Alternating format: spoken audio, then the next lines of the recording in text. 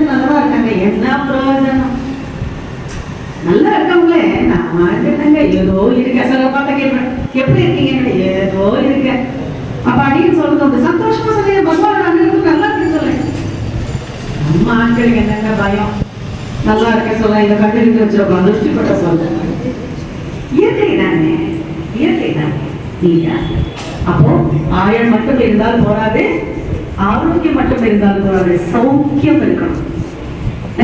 என்ன சௌக்கியம்? மனசு சௌக்கியமா.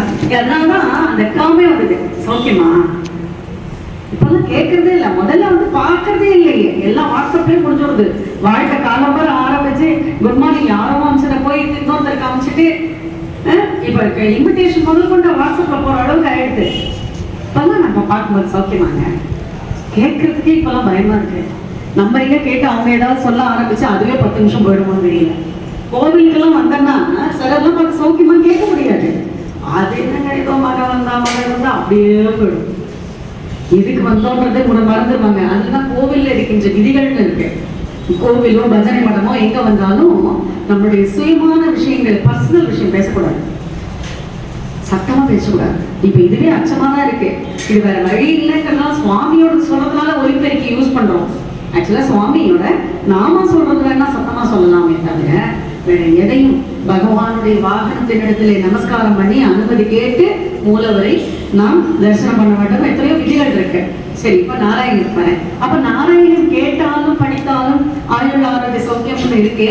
இது எந்த அளவுக்கு ப்ரூவ் பண்ணலாம் அப்படின்னா, இந்த 10 வருடங்களாக அடியோட வாழ்க்கையில எத்தனையோ பேர் சொல்லுகின்ற விஷயங்கள் எல்லாம் மாற்றங்கள். ஐசியூல இருந்தவர்களுக்காக நாங்க வந்து பிரார்த்தனை பண்ணது உண்டு. காளிந்தி நர்த்தனம் தசகம் 54, 55 நாங்க கூட்டு பிரார்த்தனையா சொல்றது உண்டு. அதுக்கப்புறம் மெசேஜ் வரும், சேஃபா இருக்காங்க, சேஃபா. அஸ்மின் பராத்மன் நலபாத் மகள் பே துணித்த முக்தா விதபத்மயோனி அனந்த பூமா மமரோகராஷம் நிருந்தி வாத்தாலே வாசன். இந்த ஸ்லோகம் தெரியாதவர்களே இல்லை.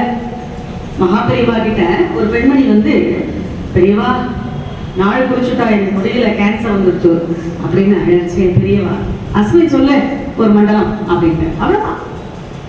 அந்த பெண்மணியும் அஸ்மின் பராத்மன் இந்த சொன்ன ஸ்லோகத்தை 48 நாட்கள் விடாமல் சொல்லி அதுக்கப்புறமா போய் அவங்க டெஸ்ட் பண்றாங்க. கேன்சர் எல்லாம் ஒண்ணும் இல்லை.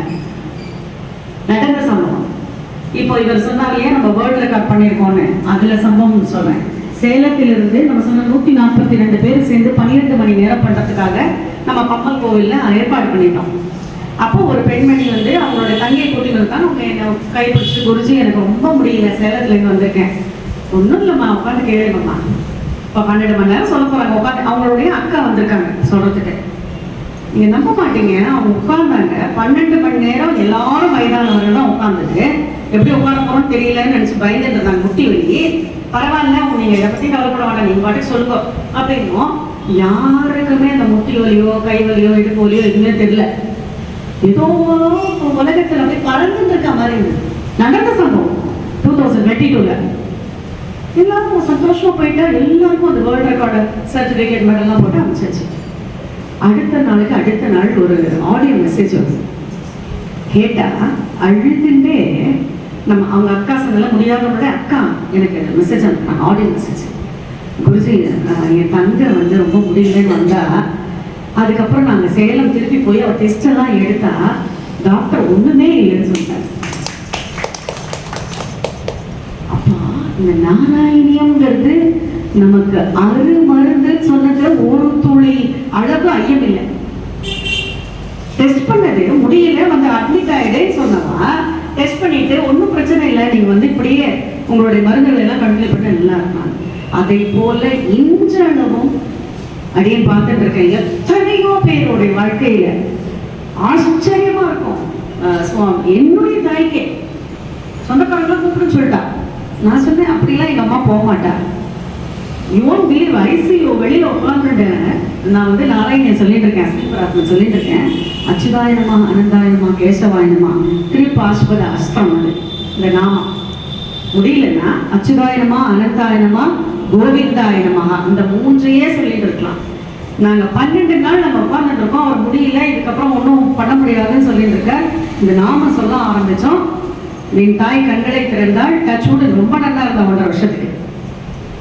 அப்போ அங்க இருக்கின்ற வார்ட் பாயிலேருந்து medical professor, Chengalpattu medical university professor, அவர் சொல்றாரு என்கிட்ட, நாமா சொல்லிட்டு எம்மா கிட்ட திருப்பி கூப்பிட்டு வந்துட்டீங்க. அதுதான் நாராயணியம், அதுதான் நம்பிக்கை.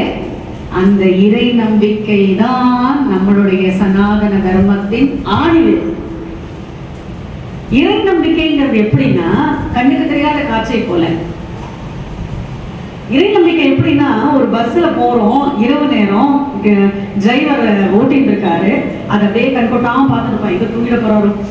சிலர்லாம் பார்த்துருக்கீங்களா, முன்னாடி போய் உட்காந்து பேச்சு கொடுத்துட்டே இருப்பார். அந்த டிரைவருக்கு புண்ணியம், நம்ம நாமா சொல்லிட்டே இருப்போம், பகவானே நல்லபடியா ஓட்டிட்டு போனவன். அதாவது நம்ம டிரைவரை நம்புறோம், பஸ்ஸினுடைய டிரைவரை நம்புறோம், ஃப்ளைட்ல போறோம்னா பைலட்டை நம்புறோம், ட்ரெயின் என்ஜின் எல்லாம் நம்புறோம். ஆனா நமக்குள்ள அந்தரியாமையா இருக்காரு, அந்த பகவானை நினைக்க மறந்து விடுகின்றோம்.